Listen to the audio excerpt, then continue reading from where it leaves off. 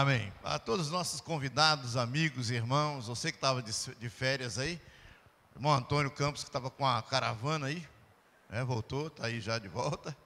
E os demais outros que também estavam em outros lugares, estão de férias, estão voltando aí, sejam bem-vindos, né? Espero que descansados, já com as novidades nos ouvidos, né? Chegou com as novidades no ouvido aí já? Surpresa, irmão. Chegou lá em Prado. Esse tal do fofoqueiro chamado Zap, ele é assim mesmo, ele fofoca mesmo. Mas não é fofoca não, porque estava liberado de falar, de compartilhar, não era depois de sábado à noite.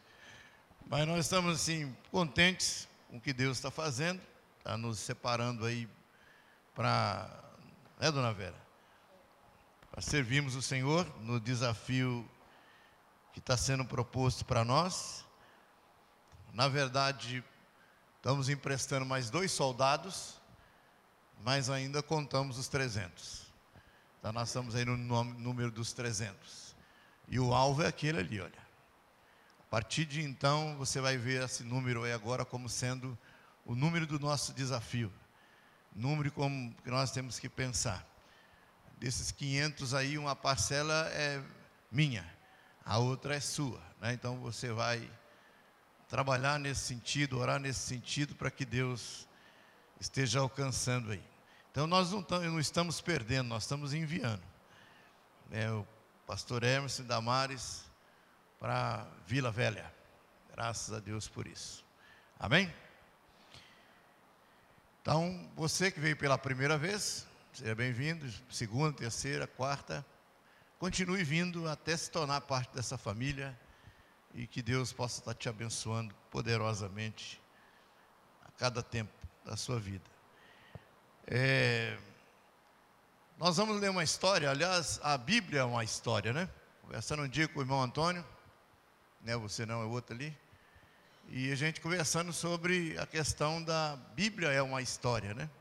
Você abre o Gênesis, começa uma história, e são detalhes muito ricos, da maneira de como Deus compartilhou para pessoas diferentes, em tempos diferentes, e foi casando tão perfeito a história da Bíblia. Então a Bíblia é uma história, mas é uma história que Deus não só quer falar da história da humanidade, mas falar do propósito dele, daquilo que ele tem de propósito, aonde o homem participa, né, nesse propósito.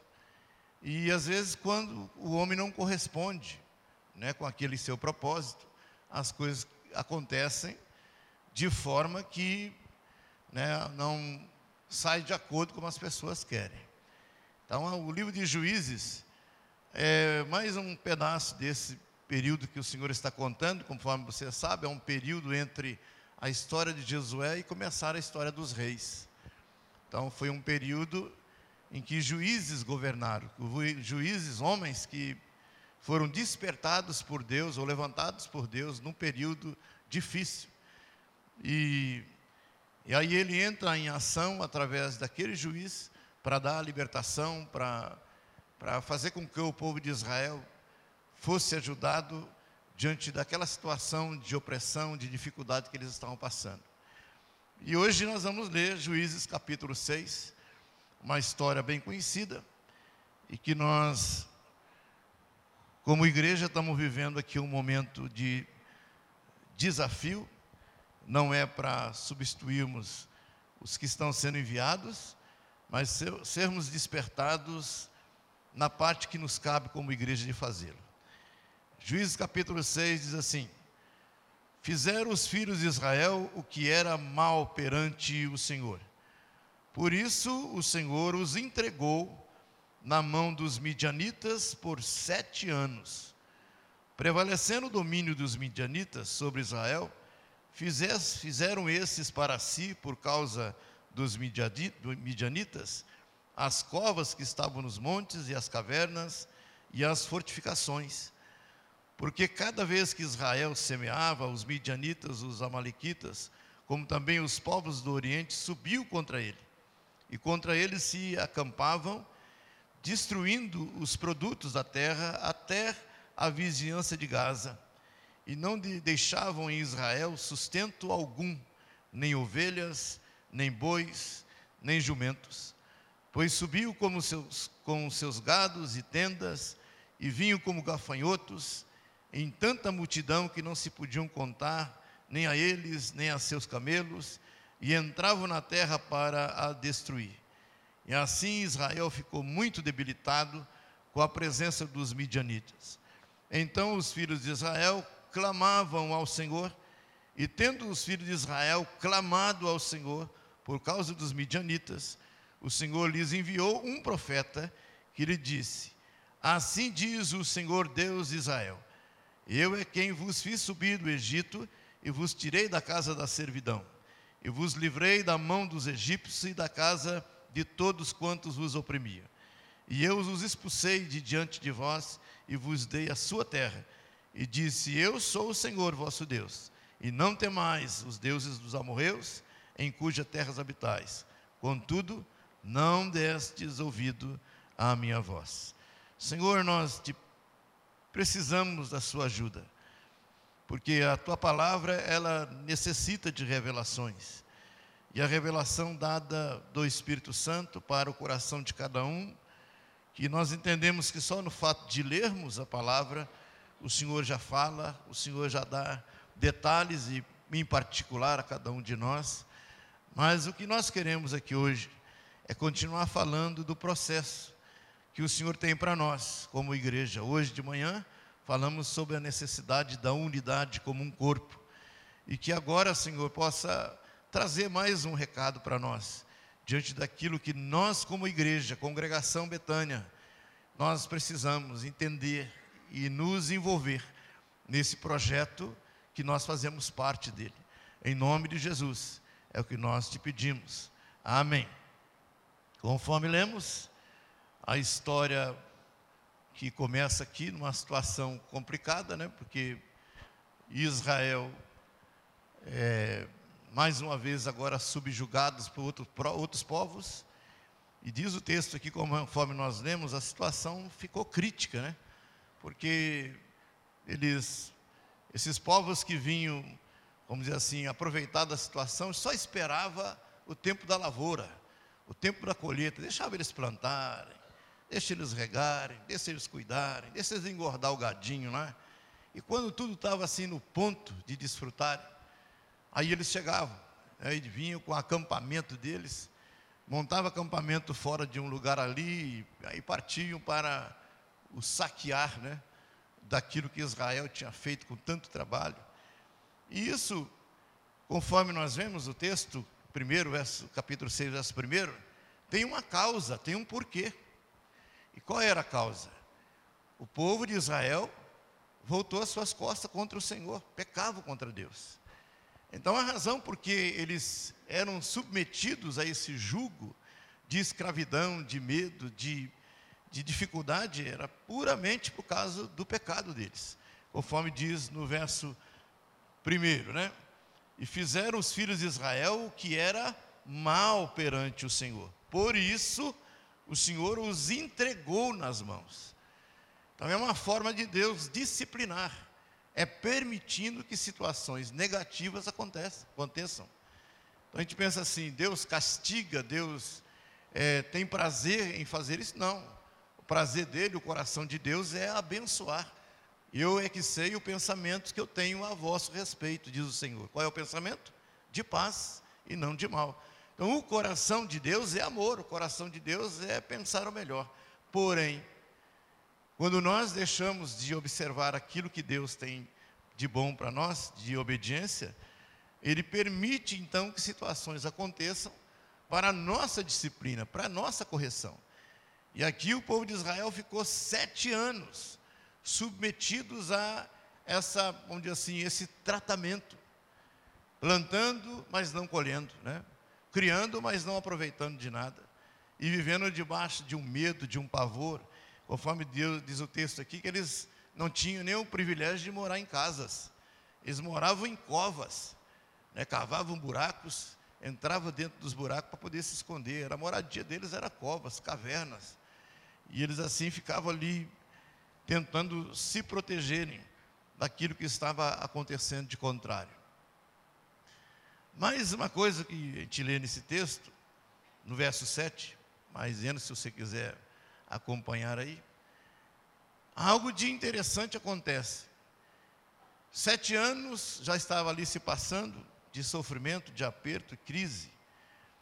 E o povo de Israel estava já, como se diz, sabendo que estava custando caro para eles, tudo isso. E à medida que são apertados, a disciplina vai fazendo um efeito na vida deles, eles clamam ao Senhor.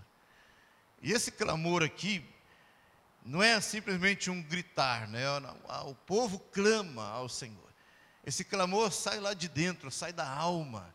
Era uma expressão que revelava realmente que eles queriam uma libertação. Eles sabiam provavelmente do porquê que eles estavam errados também. Eles sabiam porque a vida deles estava atrapalhada. Então eles clamaram ao Senhor, gritaram a Deus.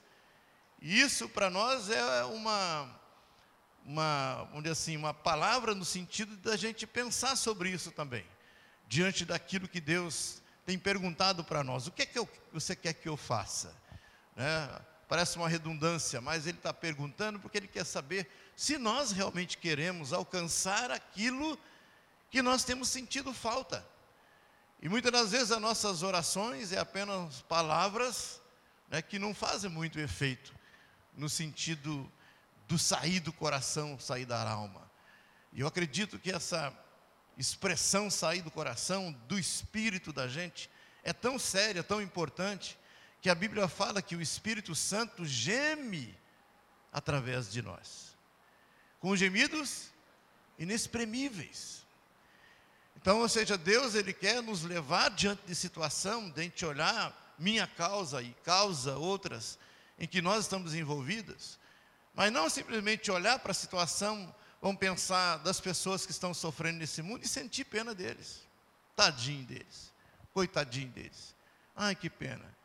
Mas não é isso, não é simplesmente olhar para as coisas e achar que há um sofrimento, vai te olhar só com um lado de piedade, né? Mas Ele está pensando no que diz respeito ao nosso coração, a nossa alma, envolvida na situação. Aonde o nosso coração, e aí eu digo um pouco mais, não só por uma consequência de uma disciplina ou de uma situação que nos leva a uma posição de pedido de socorro, de clamor, mas de vermos, sentirmos, ser movido pelo gemido do Espírito Santo na nossa vida. O Espírito Santo nos levar a gemer diante de situações. O Espírito Santo nos levar diante de quadros que nós olhamos com nossos olhos, que são carnais, mas no Espírito reflete aquilo que é o coração de Deus para com a situação também. Então, quando olha para o quadro do sofrimento deles aqui, Deus não tinha prazer. A culpa era deles por causa de erros. Na verdade, a maioria dos sofrimentos é consequência de erros. Se não é meu, é do outro, que me atinge de alguma forma. Mas quando o coração do homem, ele clama, quando o coração do homem diante de uma necessidade, coração seu diante de uma necessidade, e aí eu estou acrescentando esse detalhe de que o Espírito Santo geme através de nós, as coisas também acontecem com mudanças. Então não é só ter piedade, piedade no sentido de pena, né? Piedade no sentido que a gente fala, tadinho, né? Mas a piedade que nós estamos falando é quando a gente se coloca junto, ao lado, e quer ver as coisas sendo mudadas. Então a gente entende que essa fala, essa maneira de como nós estamos diante de Deus, Ele não deixa de não responder. Verso 7, eles clamam com a alma, choram diante de Deus, diante da situação do quadro. E aí, no verso mais adiante, conforme você pode olhar aí, então, quiser ler, acompanhar, no verso 6, verso 7, ele fala, os filhos de Israel clamam ao Senhor. No verso 8, e o Senhor lhes enviou um profeta. De imediato Deus responde. Olha a ação do coração de Deus em entender que, quando há um clamor que sai do íntimo, da alma, aí Ele vai falar, levanta um profeta, vai lá, fala com eles. a razão pelo qual eles estão sofrendo e a promessa minha que está sobre eles. Aí ele relembra desde o tempo que eles saem do Egito e através por Josué entra na terra prometida. E ele fala assim: não temam esses povos que estão aí ameaçando vocês, não temam. Deu a vitória lá atrás e está para dar a vitória agora. Aliás, não era nem para vocês estarem subjugados, era para vocês estarem vencendo, era para vocês serem a nação cabeça, conforme era a promessa de Deus, era nação de frente, a nação abençoadora, segundo ele fala para Abraão no Gênesis 12. Através de você, você vai abençoar as nações. Esse era o projeto de Deus. Mas por falha, por erro, por esquecer dos mandamentos do Senhor, eles então se submetem a essa situação e Deus envia um profeta de imediato. Ele sempre faz isso. Deus sempre faz isso. Você olha para a história da Bíblia, em nenhuma situação os homens ficaram vagando pelo mundo, nas suas crises, nos seus problemas, sem que Deus falasse, sem que Deus avisasse, sem que Deus mostrasse a razão, a causa, o porquê. Deus nunca deixou. A todo tempo Ele revela o seu propósito, a sua vontade, o porquê da situação. Porque Ele se preocupa com a gente. Ele se preocupa conosco.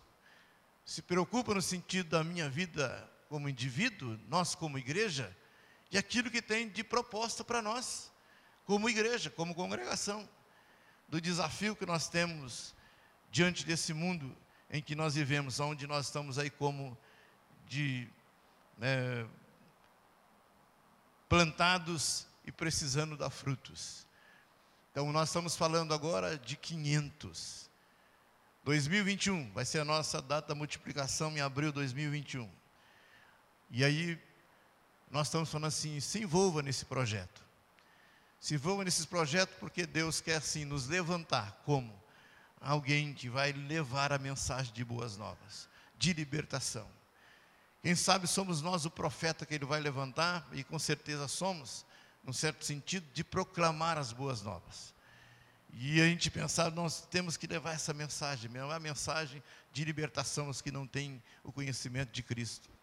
Aqueles que estão vivendo debaixo de opressão, aqueles que estão precisando de ser libertos da condição que estão vivendo. Então a gente olha para a situação, Deus precisa então agora de um líder. Sempre é assim. E Ele precisa de um líder. Continuando a leitura, então a dificuldade que o Senhor começa a mostrar é que não havia liderança. Não havia liderança entre eles. Não havia alguém que comandasse, alguém que desse o norte, alguém que falasse assim: olha, vamos nessa direção, vamos fazer assim. Então não havia uma liderança. E o tempo dos juízes, conforme diz o texto, fala que eles viviam num período de tempo quando eles faziam do jeito que eles queriam. Cada um fazia do jeito que queria. Ou seja, cada um a sua cabeça era a sua sorte, era o seu governo, era a sua direção. E por isso não havia um acordo para irem numa direção só, não tinha um líder, alguém que comandasse. Então, por essa situação, eles começaram então a se envolver diante da dificuldade. E a Bíblia fala para nós que por falta de direção o povo se corrompe. Por falta de direção o povo se corrompe. E a gente sabe da importância que há dos líderes serem a referência. E aí eu estou falando só de mim, mas de nós que estamos aqui hoje congregados aqui nesse momento, que somos líderes. Que temos o desafio de chamar as pessoas para olhar para nós como modelos, olhar para nós como referência, olhar para nós como uma pessoa que não temos o que nos envergonhar, no sentido da nossa vida, de quem nós somos, o que nós fazemos, com quem convivemos. Nós trazemos as pessoas para perto de nós, trazemos os nossos discípulos para perto de nós, para nós convivermos com pessoa e que vai viver um dia, 2, 1 ano, tempo que for. E quanto mais tempo vão viver perto de nós, mais sede de Deus eles vão ter. Então a necessidade de um líder. Eles estavam dispersos, perdidos, não sabiam como fazer, e Deus sabia disso, porque, como se diz, a coisa estava ali meio atabalhoada, sem direção, sem rumo. É necessário liderança, é necessário pessoas que ditem, que mostrem com a sua vida, com a sua postura, com o seu temor a Deus, aquilo que precisa ser feito, como tem que se viver, como tem que se andar. E nós sabemos que essa questão do poder de influência é muito forte, né? Haja vista você ligar uma televisão, qualquer hora do dia, você vai ver pela televisão as pessoas ditando como você tem que se comportar, como tem que ser até a sua vida moral, como é que você pode agir diante de situações. Então está nos dando lição de todos os tipos e todos os jeitos. E a televisão hoje é o veículo pelo qual está dizendo, olha, é assim que é o padrão da sociedade. E infelizmente muitas coisas é mesmo. Infelizmente muitas coisas é mesmo. A gente liga a televisão, está retratando o comportamento social de muitas, de centenas de milhares de pessoas. Porque o padrão deles não é o padrão que Deus tem dado para viver. Então, por isso a necessidade de que Deus tem que ter pessoas como referências, pessoas que Ele fala, você é a pessoa, você é o modelo. E Ele olha para a igreja e fala isso, olha, você é. Vocês são a luz do mundo, você é aquele que está precisando ser o sal, salgar, temperar esse mundo que está apodrecendo cada dia. Somos nós, a igreja. Então Ele olha para nós e fala assim, olha, vocês têm que chamar as pessoas para o seu lado, não ficar sendo um crente, como se diz, anônimo, né? Um soldado anônimo. Pelo contrário, é aquele soldado que se prontifica, né? Olha para a minha vida, faça como eu faço, viva como eu vivo, busque a Deus como eu busco. E ali a gente fica pensando, Deus, como o Senhor precisa disso? Aí quando Ele olha para Israel, Ele encontra um cidadão tremendo de medo, como se diz, todo ali assustado, amedrontado, malhando lá o seu trigo escondido, né, com medo, e sabia que já estava se era tempo de colheita, era tempo dos inimigos se levantarem contra. Ele já sabia disso, era olhar no relógio, está chegando a hora de sermos invadidos, está chegando a hora de sermos saqueados. Então ele se esconde, vai trabalhar, malhando o seu trigo às escondidas. E aí o Senhor vai de encontro a esse cidadão chamado Gideão. Aí ele fala assim, homem valente. E ele ficou caçando um homem valente, né? Cadê ele, Senhor? Cadê esse cidadão? Cadê esse homem valente?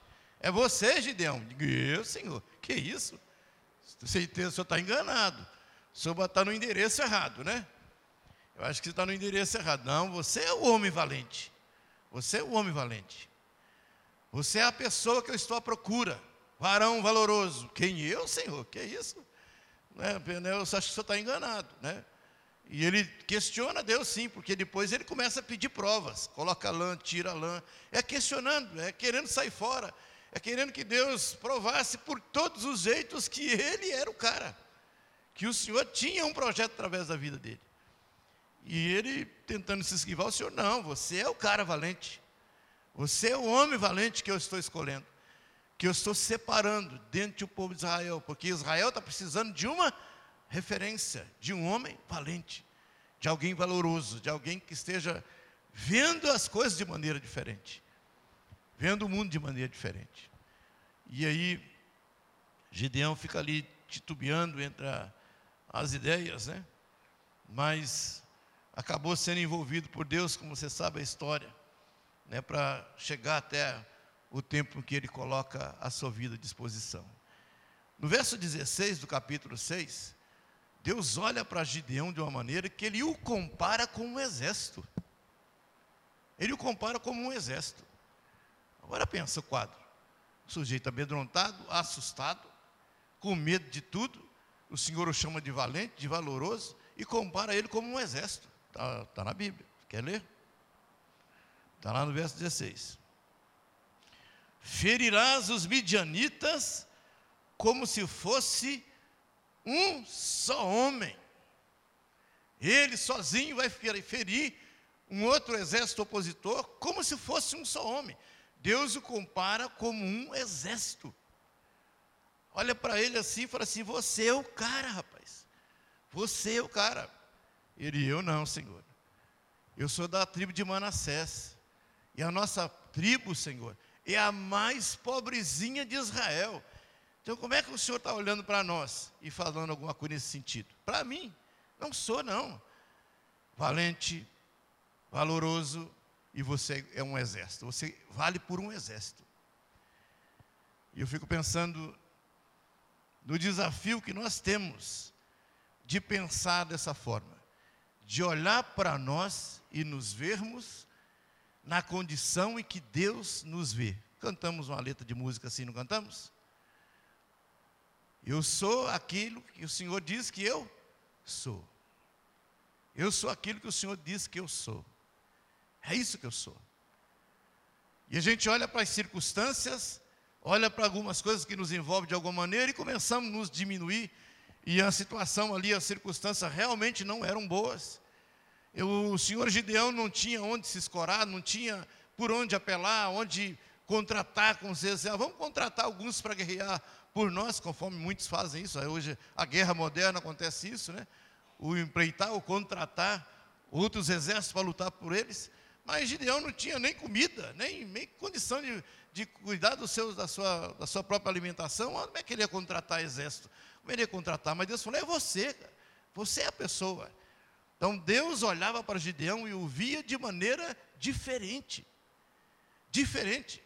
Porque Deus estava olhando com os olhos do impossível, aquele que está dizendo para o homem, aonde estão seus limites, aonde está a falta que você tem, é aonde eu entro e complemento.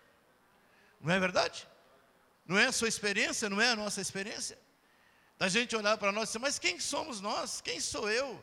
E Deus está falando, não é o que você é aquilo que eu estou dizendo que você é, porque eu vou fazer você assim. Eu vou fazer você assim. Quando a gente olha o desafio da igreja primitiva, aqueles 12 discípulos convocados bem de perto de Jesus, pulou um fora ficaram 11, depois coloca um para substituir, mas tinham 70, que eram mais chegados também de Jesus. Dos 70 também tinha mais 120, que foram aqueles que estavam na reunião, naquela casa, quando aconteceu o Pentecoste, e a igreja do Senhor Jesus começou com quantas? 120 pessoas. E Deus colocou sobre os ombros deles, aquele grupo ali, a responsabilidade da evangelização do mundo. Atos 1:8. E sereis minhas testemunhas, aqui em Jerusalém, Samaria, Judeia e os confins da terra. Quantos eram? Quantos membros a igreja tinha? 120 irmãos. Jesus olhou para ele e falou assim, olha, sabe como é que eu estou vendo vocês? Um exército de homens e mulheres cheios do poder, revelando a minha vontade, ao meu evangelho, levando as boas novas até os confins da terra. Isso é o coração do Senhor. Mas nós nos vemos assim. Nós nos vemos assim. Nós nos vemos como uma pessoa que podemos lutar por um exército, como um exército. Às vezes nós não vemos assim. Nós achamos que nós somos assim. Nós olhamos para nós e pensamos assim, falta isso, falta aquilo. Nós não estamos perdendo, viu gente? Nós estamos investindo num casal lá em Vila Velha. E vamos orar por eles. Como temos orado para o nosso irmão William e Rafaela. E o Andrezinho, né? A gente pensando, Deus, é isso. Como nós precisamos da sua graça sobre as nossas vidas. Dessa igreja aqui, experimentar desse sobrenatural que está guardado no coração de Deus para nós. Eu sou um dos 300. Eu sou um dos 300. E eu gostaria que você falasse isso também. Não olha a sua idade, não olha o seu talento, não olha o que você poder falar também, eu também sou um dos 300. Eu sou um deles. E a gente entende que Deus tem falado com a gente, que se a gente olha como impossível, pensando na nossa cidade, a gente pensa assim, não é só nossa responsabilidade, mas nós não temos que transferir responsabilidade para ninguém. Nós não temos que transferir. Ah, está difícil, não está dando, dinheiro é curto, tempo também não dá, enfim, desculpas. E a gente transferir para os outros, para outros que vai fazer, não, mas Senhor, manda outros. Não é que Moisés fez assim?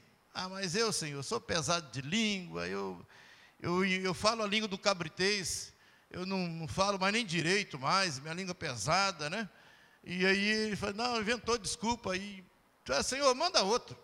Quando ele falou para Deus, manda outro, aí o Senhor ficou irado com ele.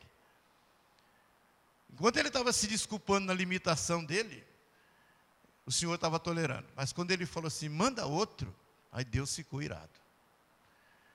Então não se isente do projeto que Deus tem através da sua vida. Não se isente. Não olhe seu nível, a sua capacitação, porque Deus quer te dar a condição. Quer capacitar você de maneira tal que você não tem ideia do que Deus pode fazer e tem para fazer através das nossas vidas. E eu acredito nisso. Fui fazer uma visita para o irmão Vicente, pai da Renatinha. E quando chego lá, conversando com ele, tem 80 anos. E ele, quando a gente encontra ele na rua, ele anda assim, né? Dificuldade nas pernas. Não anda de carro, mas está andando de bicicleta até hoje. Pedalar ele consegue bem. Sai pela rua fora, pedalando, bicicletinha, sai a pé. Está com 80 anos. Aí fazendo a visita, conversando, gosto daquele velhinho, de graça. E a gente batendo papo. E ele falou assim, pastor, eu tenho sonhos. Eu tenho sonhos. Eu tenho vontade de realizar algumas coisas. Fiquei olhando para ele assim, falei, Jesus, eu estou me achando capenga. Fui fazer a visita para levar uma palavra de conforto, recebi uma palavra de fé. Saí dali com o coração batendo e dizendo, estou dentro, conta comigo no regional. Estou com 64 caminhando para 65, ainda está dando para dar um passinho mais largo. Eu falei, o homem está dizendo assim, eu tenho sonhos, pastores, eu tenho sonhos, eu quero ver algumas coisas a realizar na minha vida. E aí, eis que eu digo a você, muito mais jovens que eu, muitos aqui na flor da idade, estão vivendo pior que velhos de 80. Vivendo com pior do que velhos que tem 80. Velho que eu estou falando, velhinhos são velhinhos mesmo. Estou lá na casa já. Tem vergonha da velhice, não. É verdade. É verdade. Fala então, eu sou um dos 300. Eu sou um dos 300. Quantos anos você tem? 80? Sou um dos 300. 85, 90? Eu sou um dos 300. Uma tocha você dá conta de carregar. Uma tocha você dá conta de carregar. Foi a tarefa que os soldados tiveram que fazer lá. Carregar uma tocha e um cântaro.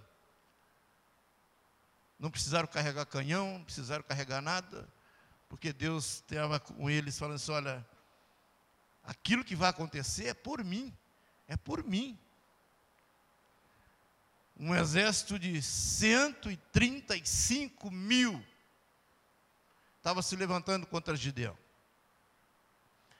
Gideão, então, já levantado como líder, deu o grito, e aí o Senhor vai e levanta um pequeno exército do seu lado.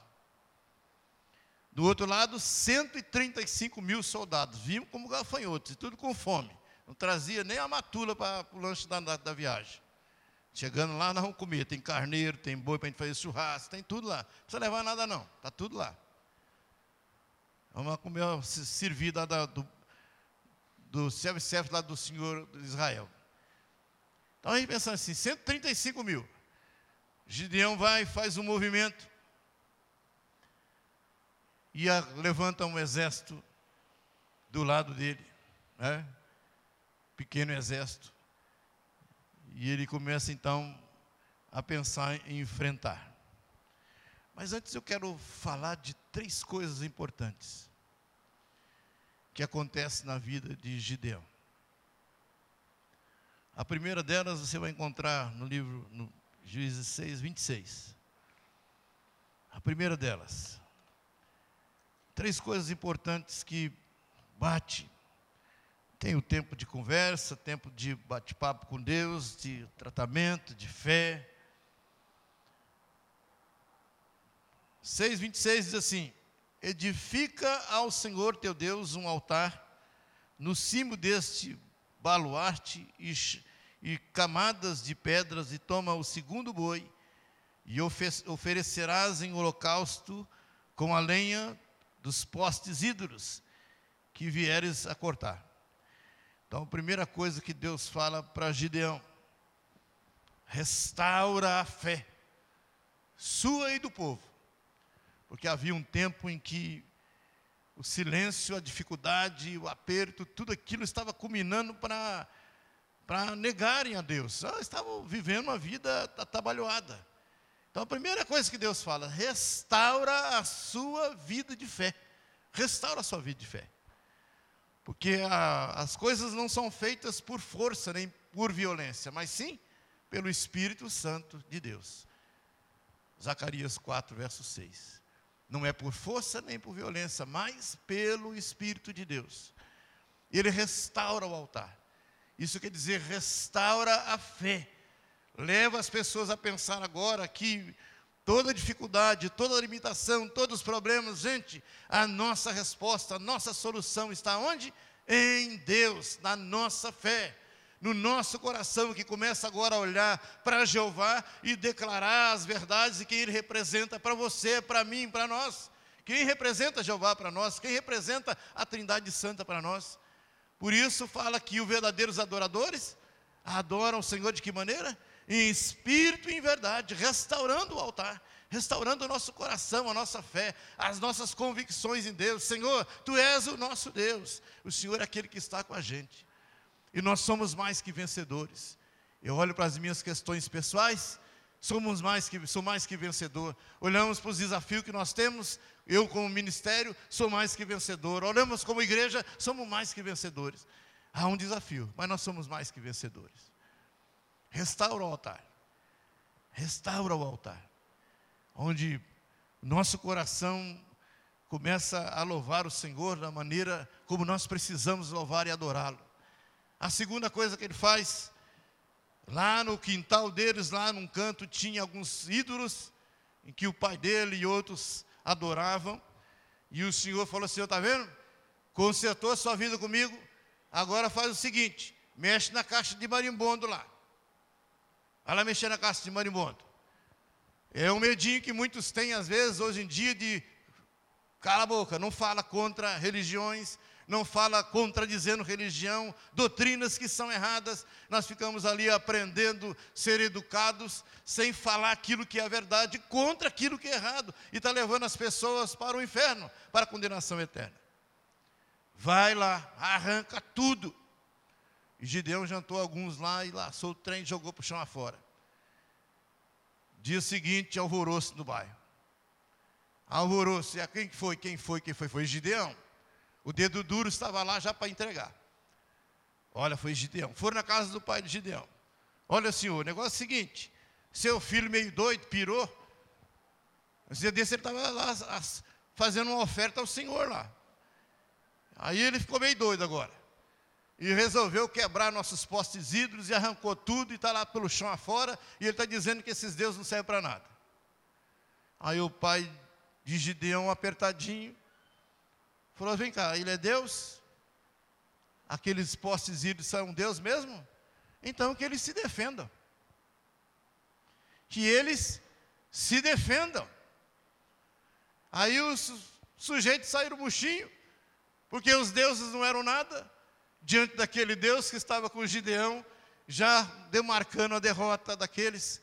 E eu entendo que Deus estava falando assim: Gideão, agora sim, limpeza, santificação, gente. Santificação, conserte o altar e santifique sua vida, para que a autoridade do Espírito Santo esteja enchendo seu coração, para que você tenha a autoridade de falar, de pregar, de anunciar às pessoas que precisam ouvir a verdade. E essa ousadia, quando nós restauramos nosso altar, o nosso coração para Deus, e começamos a ter a ousadia de poder falar das coisas que precisam ser consertadas, é a nossa parte. Por isso somos chamados de protestantes. Por isso somos chamados daqueles que incomodam esse sistema corrupto e que pede que nós concordemos com eles. Então nós somos cristãos para ir de encontro às situações, crenças e etc. Na autoridade do Espírito Santo. E com certeza, muitos vão aceitar a Cristo, mudar suas vidas, porque uma vez conhecendo a verdade vai libertá-los. Segunda coisa, a limpeza, a santificação. A terceira coisa que aconteceu na vida de Gideão. Qual foi? Olha para você ver que coisa tremenda. Aonde agora, no verso 34, verso 6, 34. Então, uma ideia de sequência. Depois disso, o Espírito Santo do Senhor revestiu a Gideão, o qual tocou a rebate e os abiesritas e se ajuntaram após ele. Aí o Espírito Santo do Senhor encheu Gideão, encheu do poder de uma graça especial. Agora sim, o homem estava valente mesmo. Agora sim, ele era um corajoso, uma pessoa diferente. Não era mais aquele coração acovardado. O homem estava agora capacitado pela ação de Deus. E o próximo passo, Deus começa a dar graça agora diante dos homens. Quando eles começaram a ver na vida dele algo diferente, ele atraiu as pessoas.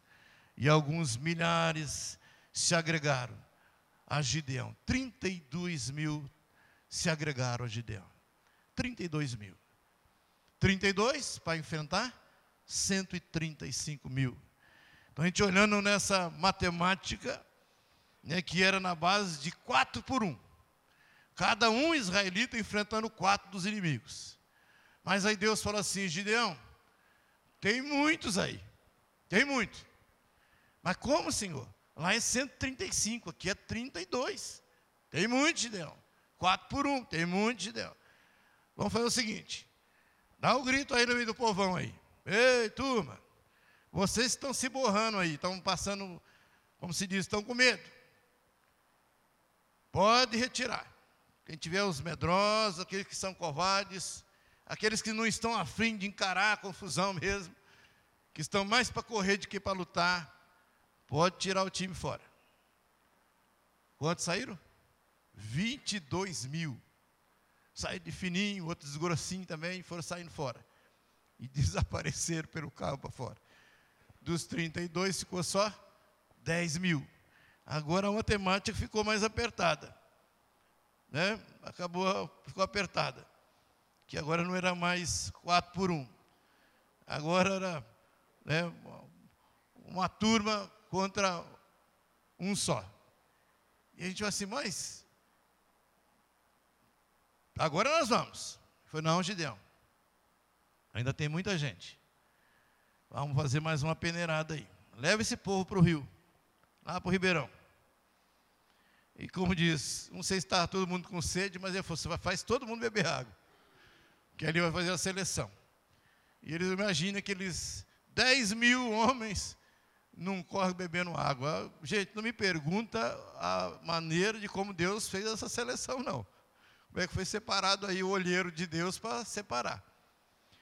Mas foi feita uma seleção. De que maneira? Quando eles foram beber água, 9.700 homens se ajoelharam para tomar a água. Aí você fala assim, mas como é que Deus tirou esse grupo para fora? Por quê? Gente, eles estavam na guerra. Eles estavam num tempo de guerra. E guerra requer o que mesmo?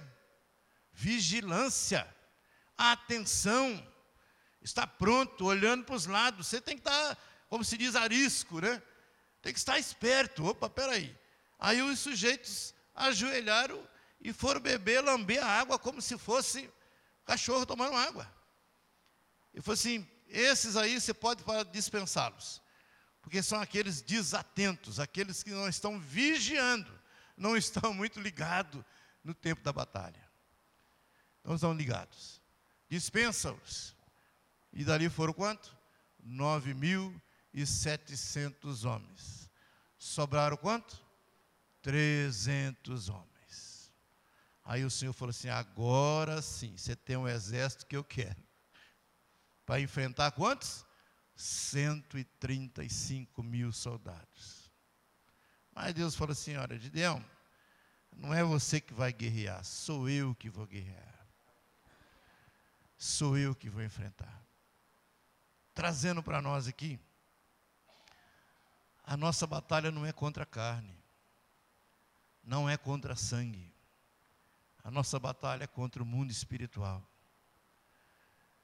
Então a nossa batalha, quando a gente olha assim, entendemos que nós não temos força, nós não temos condição, nós não temos meio pelo qual a gente possa sair para essa batalha e ganhar, não somos nós. Por isso nosso altar tem que ser restaurado, por isso a nossa vida tem que ser santificada, por isso nós temos que estar com a nossa vida de que mesmo? Cheia do Espírito Santo, a graça de Deus em nós.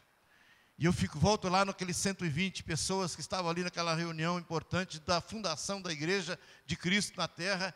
Aqueles 120 que estavam ali, alcançaram o mundo da época com a pregação do Evangelho. Alcançaram o mundo da época. O Evangelho foi varrendo os mundos, os cantos. A pregação da palavra, o Evangelho foi varrendo o mundo. Chegou nos cantos mais longínquos da época, tinha alguém falando do amor de Deus. E naquele tempo não tinha sustento, né? Não tinha vamos dizer assim, as missões, não tinha grupos de apoio. E muitos saíam como itinerantes, literalmente. A história conta isso, que itinerantes saíam para pregar o Evangelho. Estavam tão concebidos a mensagem da necessidade da pregação do Evangelho, que não precisava junta de missões para enviá-los. Era simplesmente a consciência que eles tinham, que era necessário pregar o Evangelho. Era necessário pregar o Evangelho. E eles saíam para os cantos pregando. Atravessando as fronteiras, atravessando os limites e pregando o Evangelho. E quando você vai ler a história, está relatado na Bíblia, quando a Bíblia relata que os da casa de César sauda a igreja. Lá no bigode, debaixo do cavanhaque do senhor César, tinha cristãos servindo o Senhor. O Evangelho tinha chegado lá dentro do trono, lá pertinho do trono de César, e alguém estava convertido, servindo o Senhor, amando a Deus. O Evangelho estava pertinho de César, o homem mais poderoso da época. O Evangelho estava dentro da casa de César, sendo vivida, pregado o Evangelho. Eu pensando, que coisa tremenda. A maneira de como nós olhamos os limites, o romper dos limites. E eu acredito que essa ocasião que nós estamos vivendo agora, que não é perda, é investimento. E aí eu não tenho direito de cobrar Deus em nada, mas acredito na promessa que Ele faz. Nós damos e Ele nos recompensa. Mas Ele diz o seguinte, mas não deixe de orar, porque a seara é muito grande, mas os ceifeiros são poucos. Não deixe de orar. Peça para o Senhor levantar obreiros. Senhor, levante obreiros aqui dessa equipe que está aqui agora, desses soldados que estão aqui agora. E a arma que cada um ali tinha nas mãos para guerrear era uma tocha acesa e um cântaro nas mãos. Essa era a arma que eles tinham. E um grito de guerra. E um grito de guerra. Eu fico pensando assim, como é que Deus é tremendo, maravilhoso. E eu olhando para nós, diante do desafio que nós temos diante de nossos olhos, diante do nosso coração, da nossa vida de fé. E quero então, finalizando, pensando com respeito a uma compreensão que eu tenho, a compreensão que você tem tido de Deus, do seu chamado, da sua vocação, do seu ministério, daquilo que Deus tem chamado para você fazer. Talvez se eu fizesse um apelo aqui agora, quantos estão comigo? Não é por Gideão, mas pelo Carlos Emílio e pelo Senhor, né? Eu tenho a certeza que todos ficariam aqui de pé. Tenho certeza. Tenho certeza que todos ficariam de pé. Mas eu espero que o mover do coração de Deus na sua vida esteja fazendo um efeito diferente. Que você não fique em pé como um dos soldados, um dos 300 que fazem parte desse exército aqui, desse pequeno exército, por causa do meu nome, Carlos Emílio, de Igreja Betânia, mas pelo Senhor Jesus, que tem te convidado a ser um dos, pelo qual Ele quer fazer um grande rebuliço nessa cidade. Mais do que Ele já tem feito. Um rebuliço em cantos diferentes, onde nossos missionários vão atravessar fronteiras para a pregação do Evangelho. Enquanto alguns ficam, e nós ajudamos aqueles que estão indo. Então eu louvo a Deus pela sua vida, pela minha vida, pelo que Deus já tem feito através de nós. Repito, que não é o ungidão, né? Não sou eu, somos nós. São cada um de nós aqui, que tem feito uma pequena parte. Somado a isso são os resultados. Quando a igreja de Betânia nas ruas aí são elogiada, ela é elogiada como uma boa igreja. Então não é o pastor só, nós é que somos a igreja.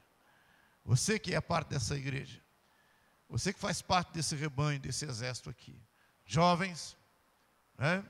Adolescentes, senhoras, senhores. Então a gente pensa, nós fazemos parte desse exército. Nós fazemos parte desse grupo, em que o Senhor quer fazer algo tremendo. Eu acredito nisso. 500, que é o nosso alvo, é fichinha para Deus. Tudo que Ele depende é que você faça a sua parte.